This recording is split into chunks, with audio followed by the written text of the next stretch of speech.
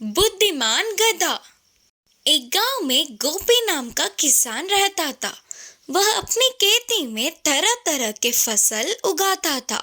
उसके पास एक भैंस था। उसको हल बांधकर खेती का काम कराता था। फिर उसे गाड़ी से बांधकर बस्तों का भार उठवाता था। ऐसे वह पूरा दिन काम कर करके शाम तक बहुत थक जाती थी। भैंस को कभी कभी अपने मालिक पे गुस्सा बहुत आता था, लेकिन वह कुछ ना कर पाता था। फिर कुछ दिनों के बाद गोपी एक गधे को खरीद लाया। भैंस के पास ही उसे बांधे रखने पर उससे परिचय बढ़ाकर गधा उधर की कब्रें जानना चाहती थी। ऐसे धीमे धीमे उससे बातें बढ़ाने लगी। मालिक तुम्हारा अच्छे से ध्यान रख रहा है ना? करके गधे ने भैंस से पूछा।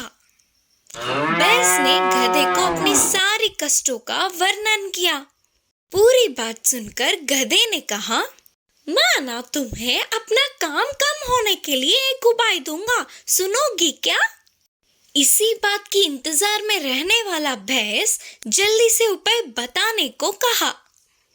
तुम ना घास चरना पानी पीना छोड़ के बीमार होने का नाटक करो, तब हमारे मालिक तुमसे कोई भी काम नहीं करा पाएंगे। बोलकर गधे ने सलाह दिया। उसके अगले दिन से ही भैंस ने ना ही कुछ खाया पिया, वह अपनी जगह से उठा तक नहीं। ऐसे ही बीमार होने का नाटक किया। तो किसान को उसे देख तरस आ रहा था, तो उसे वही छोड़ के खेत चला गया। जैसे गधे ने कहा, बिल्कुल वैसे ही होने पर भैंस को बहुत खुशी हुई।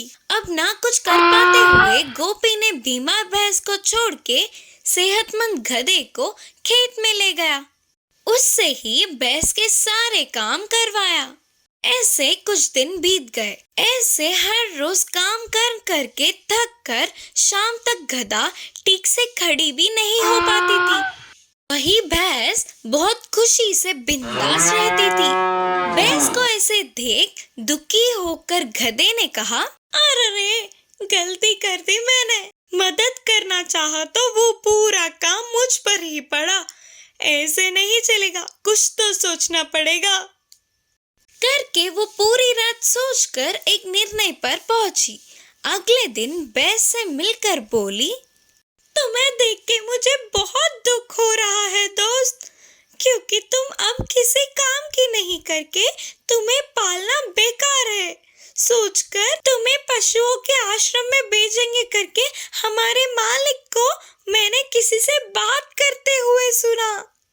तब भैंस डर के अपने नाटक का अंत करने की सोचकर अगले दिन हमेशा की तरह घास चर के खुशी से इधर उधर घूमने लगी। भैंस हमेशा की तरह सेहतमंद दिखने पर किसान उसे खेत ले गया। इससे अपना काम कम होने वाले गधे ने चैन की सांस ली। इस कहानी की नीति है कि कभी कभी हमारे दिए हुए सलाह हमारे लिए ही मुसीबत बन जाते हैं। शेर की तरह बदलने वाली पप्पी। एक जंगल था। उस जंगल में एक साधु आश्रम का निर्माण करके वहीं पे ध्यान में लीन रहता था। किसी के भी मदद मांगने पर हमेशा मदद करता। उनकी इस अच्छाई को सारे जानवरों ने जान लिया। हर तरह के जानवर आश्रम में आकर खुशी से खेलते थे। और तो और जंगली जानवर भी बाकी के पालतू जानवरों से मिलजुल कर रहते थे। एक दिन उस साधु के आश्रम में न जाने कहां से एक पप्पी आई और उस साधु को वह बहुत प्यारी लगने पर वह पालने लगा।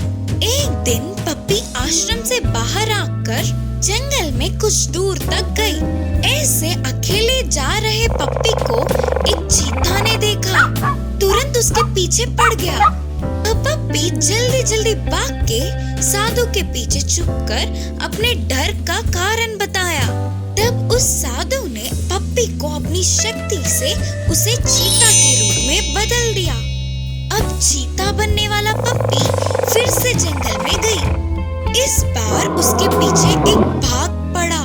वह फिर से साधु के पास जाकर मदद मांगी। तब साधु ने उसे बाघ की तरह बदल दिया। उस रूप से जंगल में जाने वाली पप्पी को एक जंगली हाथी ने उसका रास्ता काटा। तो इस बार साधु ने तो उसे शेर ही बना डाला। महाराज शेर के रूप में बदलने वाली पप्पी को घमंड आया और उसने जंगल के सभी जानवरों को नीचा दिखाया और तो और छोटे छोटे जानवरों को भी हानि पहुंचाया। उसके आने की भनक से ही सारे जानवर भाग जाते थे। आखिर में शेर बनने वाला पप्पी साधु को ही मारना चाहा। यह बात अपनी तपस्वी शक्ति से जानने वाला साधु उसे फिर से पहले की पप्पी की तरह बदल दिया और तुरंत उसे आश्रम से भी भगा दिया। इस कहानी से हमें यह सीख मिलती है कि हमारी भलाई चाहने वालों की बुराई हमारा ही नष्ट होगा। मायावी घोड़ा। एक जंगल था। उस जंगल में कभी कभी एक राक्षस आकर अपने भोजन के लिए हाथ आए हुए जानवर को ले जाता था। उस राक्षस के आने पर अपने प्राणों को हथेली में रखे डर डर के रहते थे सारे बाकी के जानवर। इस बार वह राक्षस आया और सारे जानवरों को डरा के बकरी को उठा ले गया। इसी जंगल में एक घोड़ा था। वह बहुत ही सीधा साधा था, लेकिन उसके मासूम होने के कारण उस जंगल के बाकी के जानवर उसे हमेशा चिढ़ाते थे। हिरन ने कहा, अरे ओ घोड़े, इस पूरे जंगल का चक्कर काटना होगा, मुकाबला हो जाए क्या? फिर लोमड़ी ने कहा, वो क्या भागेगा, ऊपर से डरा हुआ। बोलते हुए लोमड़ी चिढ़ाने लगा। उन बातों से सारे जानवर हंसकर चिढ़ाने लगे। मैं सबकी तरह ही हूँ ना, लेकिन फिर भी मुझे ये क्यों रुलाते हैं ये लोग हमेशा। मैं इनके साथ नहीं रहूंगा, कहीं दूर दूसरी जगह चला जाऊंगा। सोचते हुए उदास होकर उधर से चला गया घोड़ा। ऐसे अकेला जाने वाला घोड़ा डर डर के आगे बढ़ने लगा। इतने में उसके सामने एक अनोखा रूप प्रत्यक्ष हुआ तो घोड़ा और डर गया। उस अनोखा रूप ने कहा, नहीं दोस्त, मैं तुम्हारी मदद करने आया हूँ। लगता है तुम किस परेशानी में हो। तुम्हारी परेशानी बताओ, मैं दूर करूँगा। ऐसे उसके इतने अच्छे से बात करने पर घोड़े को बहुत हिम्मत मिली और उसने अपनी सारी परेशानियों को बताया।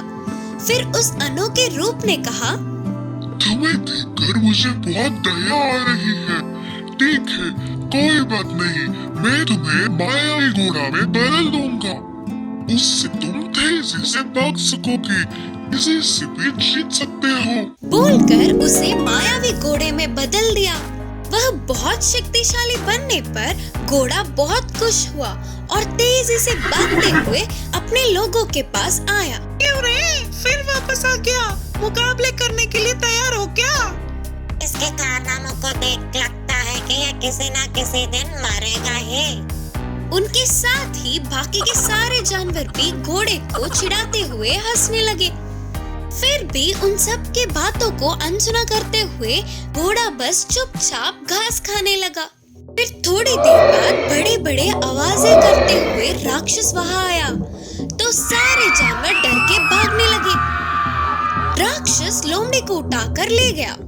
इस बार राक्षस के पीछे ही घोड़ा तेजी से भागने लगा। फिर राक्षस के साथ युद्ध के मैदान में उतरा। आखिर में मायावी घोड़े के हाथों राक्षस मर गया। लोमड़ी को लेकर घोड़ा अपने लोगों के पास आई। इसे उतने बलशाली राक्षस को घोड़े ने किस तरह हराया करके लोमड़ी अपने बाकी के सभी जानवरों से बोली। सारे जानवर चौंक गए। फिर घोड़े ने कहा, हमारे बल जानने के लिए हम आपस में मुकाबला करना नहीं, बल्कि हमारे दुश्मन से जीतना काफी है। तब सारे जानवरों ने घोड़े को छिड़ाने के लिए क्षमा मांगा। उस राक्षस से पीछा छूटने पर सारे जानवर खुशी से घोड़े को अपना नेता बनाया।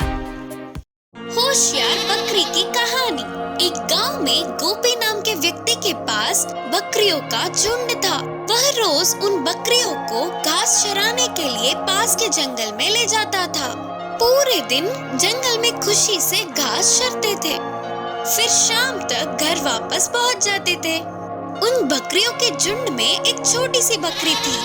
उसकी उम्र कम होने पर भी होशियारी में बड़े बकरियों से कुछ कम नहीं थी। उसकी होशियारी से बाकी के बकरी चौंक जाते थे। इससे मालिक को वो पसंद थी और वो उसको बहुत ही लाड प्यार से ख्याल रखता था। एक दिन गोपी बकरियों के झुंड को जंगल के पहाड़ी की तरफ ले गया। घास चराने के लिए छोड़ के वह जाकर एक पेड़ के नीचे बैठ गया।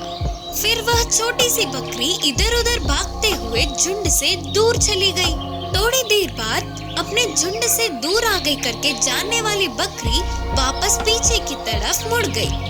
ऐसे वापस जा रही थी तो उसे रास्ते में एक बाघ दिखा। उसे देखते ही पहले बकरी डर से कांपने लगी, फिर किसी भी तरह साहस जुटाकर बाघ के सामने खड़ी रही। बाघ उस पर कूदने के लिए तैयार था। तभी बकरी ने उसे रोकते हुए कहा, बाघ राजा, एक क्षण रुकिए, मैं आपको 3 सच बोलूंगी। अगर आप उन्हें सच मानते हो तो आपको मुझे छोड़ देना होगा। बकरी के बातें मजेदार लगने पर बाघ ने कहा, ठीक है, बोलो। फिर बकरी ने कहा, अगर आप बाकी के भाग से मुझे आज एक बकरी मिली, लेकिन मैंने उसे बिना मारे छोड़ दिया करके बोलने पर वे नहीं मानेंगे, सच है ना? सच ही है करके बोलते हुए बाघ ने सिर हिलाया। फिर बकरी ने कहा, ऐसे ही मैं भी अपने बकरियों से मेरे भाग के हाथ लगने पर भी उसने मुझे बिना खाए छोड़ दिया करके बोलने पर वो भी नहीं मानेंगे, सच है ना? बाघ ने कहा, हाँ, सही है। फिर बकरी ने कहा, अब तीसरी बात, हम अपने लोगों को बताने के लिए मैं आपको कुछ नहीं करूंगी और आप भी मुझे कुछ नहीं करोगे, ये भी सच है ना? बकरी ने अपनी होशियारी से कहा। उतनी छोटी सी बकरी के ऐसे उसके सामने खड़े होकर साहस से बात करने पर बाघ को बकरी अच्छी लगी और बाघ ने कहा, सच में तुम बहुत ही होशियार हो, मैं तुम्हें छोड़ रहा हूँ, जाओ करके बाघ ने हंसते हुए बोला। इससे छोटी सी बकरी अपने प्राणों को बचाकर खुशी से उछलते हुए आकर अपने झुंड में मिल गई। इस कहानी की शिक्षा है कि अपनी होशियारी से कितनी भी बड़ी मुश्किल का सामना कर सकते हैं।